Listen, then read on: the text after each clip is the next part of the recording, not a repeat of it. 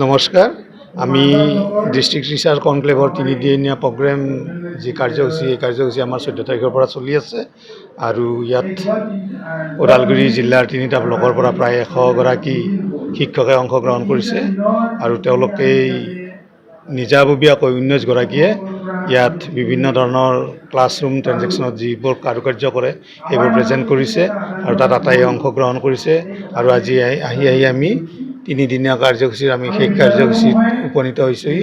আমাৰ ভেলিডিক্টৰী ছেশ্যন বৰ্তমান চলি আছে আৰু ইয়াতে আমি 3 গৰাকী আমাৰ ওদালগুৰি জিলাৰ পৰা আমি আমাৰ ৰাজ্যিক পৰ্যায়লৈ আমি 3 গৰাকী শিক্ষকৰ 3টা আমাৰ যি টিচাৰৰ তেওঁলোকৰ এক্টিভিটিজ সেইটো আমি তালৈ পঠাম আজিৰ এই অনুষ্ঠানটোৰ যোগেদি আৰু আমি এই অনুষ্ঠানটোত শিক্ষকসকলৰ পৰা ভাল ধৰণৰ সঁহাৰি পাইছোঁ।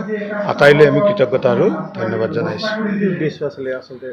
এইটোৰ উদ্দেশ্য হ'ল বিভিন্ন উদ্দেশ্য, মানে তাৰ এটাই উদ্দেশ্য হ'ল মেইন উদ্দেশ্যটো হ'ল যে টিচাৰসকলেনো কি কৰি আছে ক্লাছৰুমত সেইটো আমাৰ অকল এজন টিচাৰে এখন স্কুলত কৰে। ইয়াত আমি অলপ আগতে ক'লোৱে নহয় যে আমাৰ ইয়াত 100 গৰাকীয়ে অৰ্থাৎ 100খন স্কুলে গম পাই গ'ল যে আমাৰ ওদালগুৰিত কোনটো ভাল ধৰণে প্ৰেক্টিছ চলি আছে, ক্লাছৰুমত প্ৰেক্টিছ চলি আছে। অৰ্থাৎ এইটো হ'ল এটা কোলাবৰেটিভ টিচিং লাৰ্ণিঙৰ আমি ষ্টেজ মঞ্চ হিচাপে ইয়াক ব্যৱহাৰ কৰিছোঁ।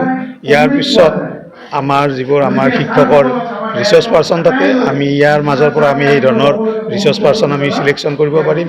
সেই ধৰণৰ আমি আৰু আন এটা অন্যতম উদ্দেশ্য হ'ল যে ডায়েটৰ লগত শিক্ষক সমাজত জড়িতকৰণ, এইটো এটা আমাৰ অন্যতম মুখ্য উদ্দেশ্য আছে আৰু সেই উদ্দেশ্য লৈয়ে আমি ইয়াত অনুষ্ঠানটো আমাৰ চৰ্দাৰ ৰাজ্যিক পৰ্যায়ৰ আমাৰ কৰ্মকৰ্তাসকলৰ আদেশক্ৰমে আমি ইয়াত ওদালগুৰি জিলাতো অনুষ্ঠিত কৰিছোঁ।